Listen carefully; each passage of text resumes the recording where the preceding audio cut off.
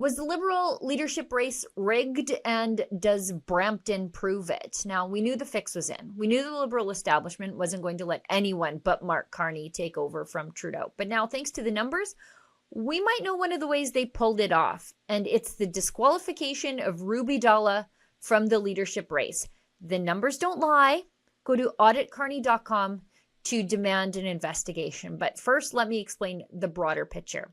The Liberals disqualified 2/3, over 260,000 people who weren't allowed to vote. That's not a fair race. That's election interference. And where does the rigging become most obvious? Brampton. It's a major GTA battleground, home to massive immigrant communities that have historically backed the Liberals, and the place where Ruby Dalla was once a popular MP. And yet, Mark Carney tanked there. Even in a completely skewed race with a clear path to victory, Carney couldn't convince Brampton Liberals to support him. You see, the numbers don't lie. Brampton rejected Carney. Let's talk about, though, how badly Carney did in Brampton. Across all 6 Brampton ridings, Carney pulled in fewer than 1,500 votes in total. That's fewer than 250 votes per riding.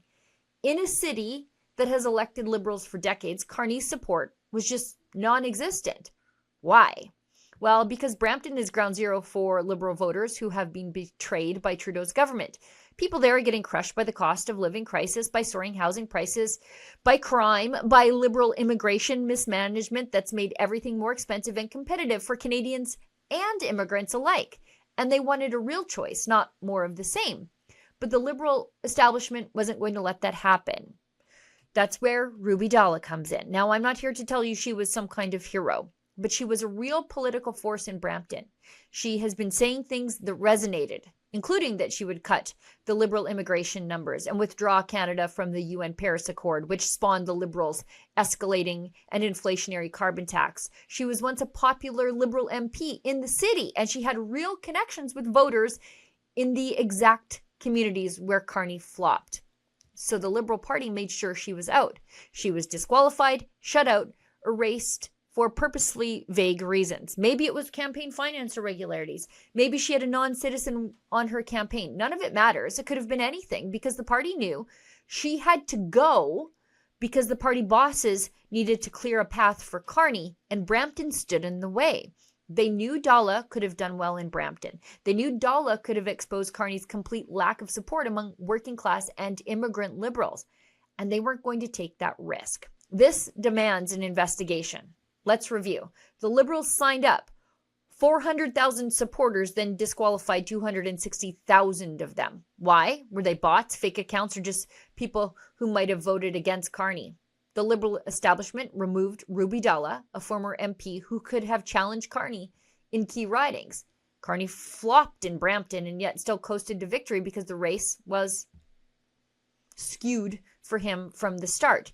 This wasn't really an election. It was a controlled process to install Carney as a leader without any real competition that demands a full investigation.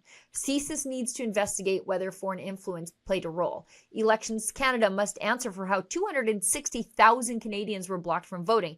And they need to confirm there were no foreign funds flowing into the Carney campaign. The RCMP must look into whether fraud was committed, because Canadians deserve to know whether their next prime minister was chosen by the people or installed by a fraudulent system. Go to auditcarney.com right now and demand answers. If this is how the Liberals run their own leadership race, what do you think they're willing to do in a federal election? What do you think they'll pull when it comes to stopping Pierre Poilievre in 2025? They're rigging the system, they're silencing voters, and they think they can get away with it. That's why we've launched auditcarney.com. We're demanding answers. We're demanding an investigation. If you agree with me, sign that petition. For Rebel News, I'm Sheila Gunn-Reid.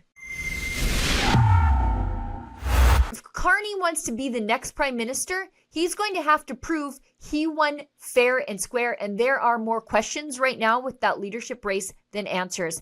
Canadians deserve better. They deserve transparency. Go to auditcarney.com and demand the truth.